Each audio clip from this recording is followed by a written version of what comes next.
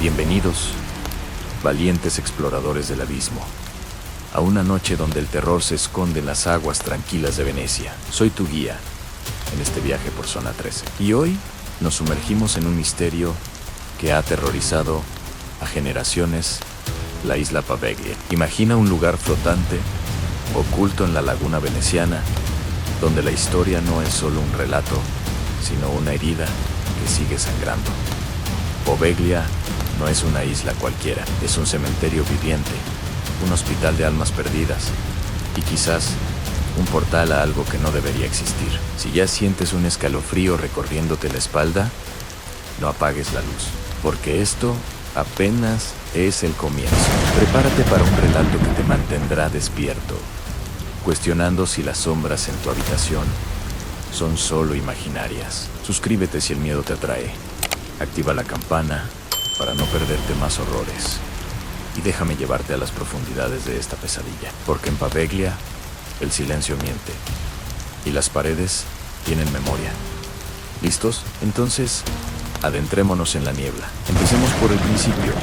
Porque para entender el terror de Poveglia, hay que desenterrar sus raíces. Viajemos al año 421, cuando Venecia era un mosaico de refugiados huyendo de las invasiones bárbaras que arrasaban Italia. Poveglia surgió como un refugio improbable a una pequeña isla en la laguna, rodeada de aguas saladas que prometían protección. Los primeros pobladores construyeron casas humildes, vivieron de la pesca y el comercio, y por siglos la isla fue un paraíso olvidado. Pero el destino tiene un sentido del humor oscuro. En el siglo XIV, la peste negra azotó Europa, y Venecia, con su puerto bullicioso, se convirtió en un epicentro de muerte.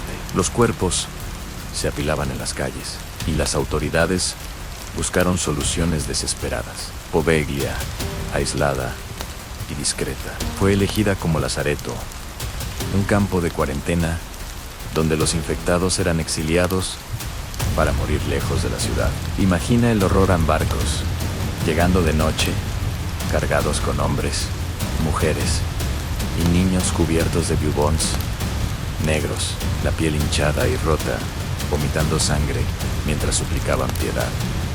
No había cura, solo aislamiento. Los guardias, enmascarados como cuervos con sus picos llenos de hierbas, los vigilaban desde lejos, asegurándose de que nadie escapara. Los muertos se acumulaban tan rápido que no había tiempo para entierros dignos. En cambio, eran arrojados a fosas comunes o quemados en piras masivas que iluminaban la laguna con un resplandor infernal. Se estima que más de 160.0 almas perecieron allí durante siglos de epidemias. Dicen que el suelo de Poveglia es un tapiz de cenizas humanas. Hasta el 50% de su tierra está compuesta de restos calcinados. Un polvo que el viento levanta en noches tormentosas, como si los muertos intentaran respirar de nuevo. Pero el verdadero giro oscuro viene de las historias olvidadas. No todos murieron en paz. Algunos, enloquecidos por la fiebre, arañaban las paredes de las chozas, dejando marcas que aún se ven en la ruina. Otros, desesperados, intentaban nadar de vuelta a Venecia, solo para ser arrastrados por las corrientes o abatidos por flechas. Y en las noches sin luna, los sobrevivientes juraban oír lamentos desde el fondo del mar, como si las almas atrapadas en el lodo quisieran subir y reclamar a los vivos. ¿Era la peste la verdadera maldición? ¿O algo más antiguo se despertó con tanta muerte? Poveglia no era solo un lazareto, era un umbral donde el sufrimiento se acumulaba, tejiendo una tela de agonía que perduraría. Pausa un momento y escucha. ¿Oyes el eco? Ese es el sonido de la isla, llamándote. Y esto es solo el comienzo. Lo que viene después transforma este refugio en un infierno flotante. Con la peste olvidada en los libros de historia, podrías pensar que Poveglia encontró una paz merecida. Pero no, el sufrimiento había impregnado la tierra. Y en 1922, el gobierno italiano decidió reutilizar la isla, construyendo un hospital psiquiátrico sobre las mismas tumbas, sin nombre. Era como si el pasado gritara: no lo hagas. Pero la ambición humana es ciega ante las advertencias del más allá. Los pacientes llegaban en ferries oscuros, encadenados y sedados, sus mentes destrozadas por la Gran Guerra o enfermedades incurables. El edificio principal, con su torre campanaria, elevándose como un dedo acusador, se convirtió en un laberinto de pasillos fríos y habitaciones con barrotes. Al principio, era un asilo moderno, con terapias de electrochoque y baños de hielo para curar la locura.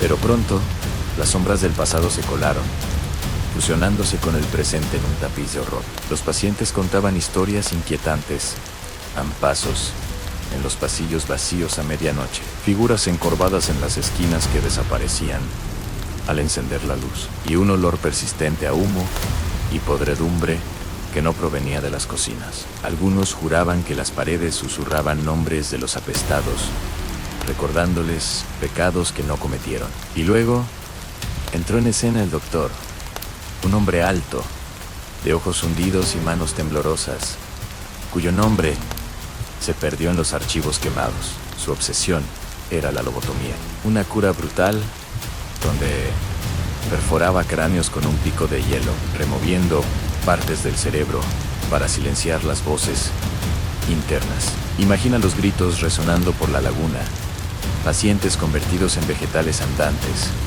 sus ojos vacíos, reflejando un vacío peor que la muerte. Pero el giro oscuro llega en 1930.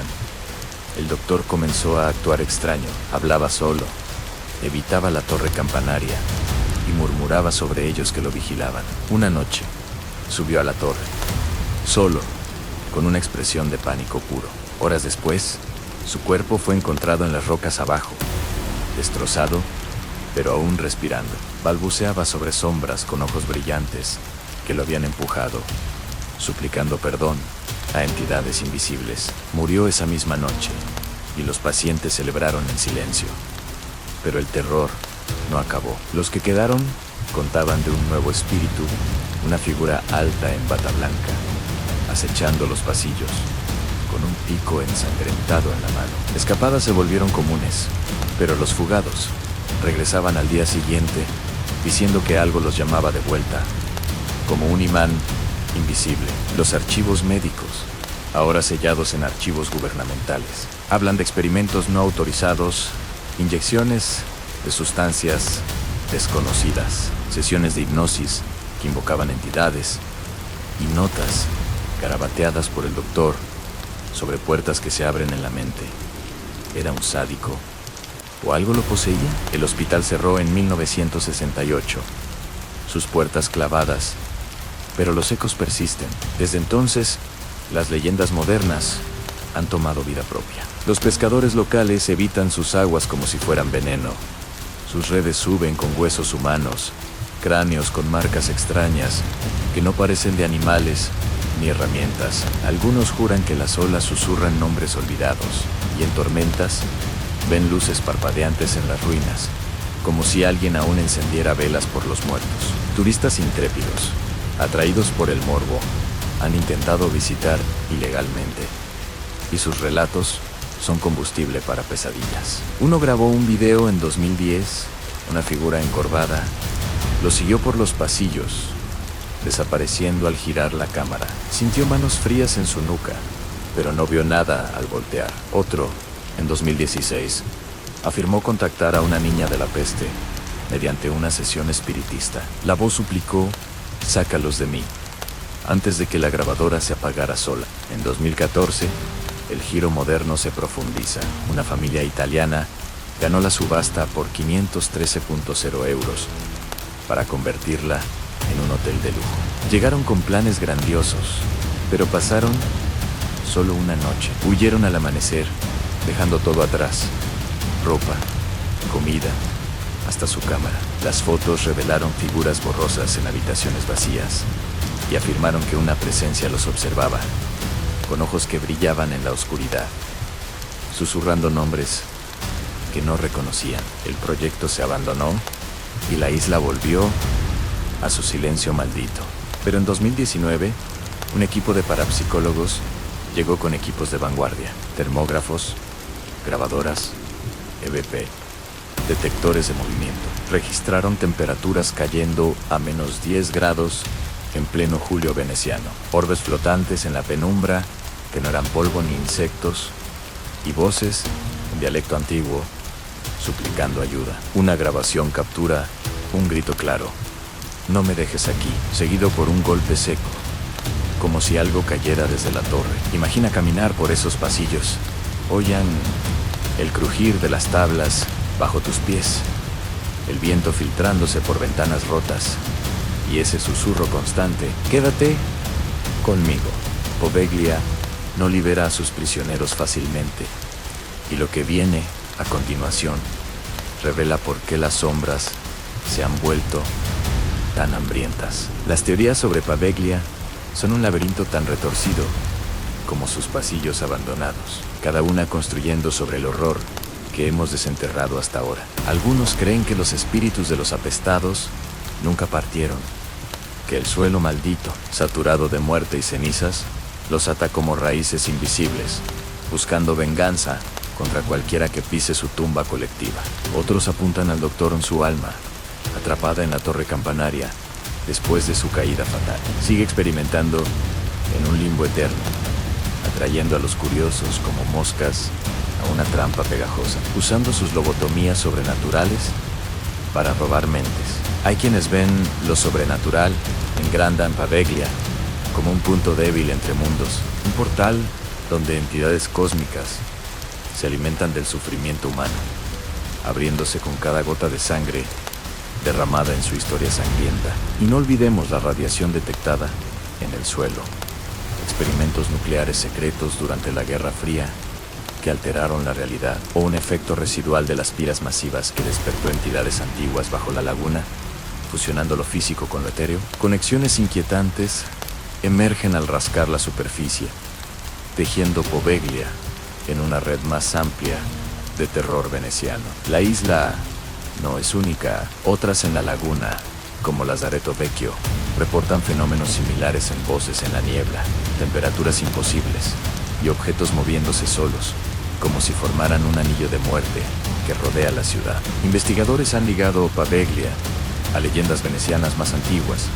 como el Diablo de la Laguna, una entidad que supuestamente devora almas perdidas en las aguas saladas, apareciendo en crónicas medievales que hablan de barqueros desaparecidos con marcas idénticas a las de las víctimas de la peste, y en archivos desclasificados de la Segunda Guerra Mundial. Hay menciones de nazis usando la isla para experimentos ocultos, invocando fuerzas que no pudieron controlar, soldados desapareciendo en la noche, sus uniformes encontrados rasgados como por garras, y notas sobre energías residuales que coinciden con la radiación actual. Las investigaciones recientes profundizan el misterio, conectando lo histórico con lo paranormal. En 2021, un hacker filtró documentos del gobierno italiano sugiriendo experimentos paranormales en los años 50, con científicos usando pacientes psiquiátricos como conejillos de indias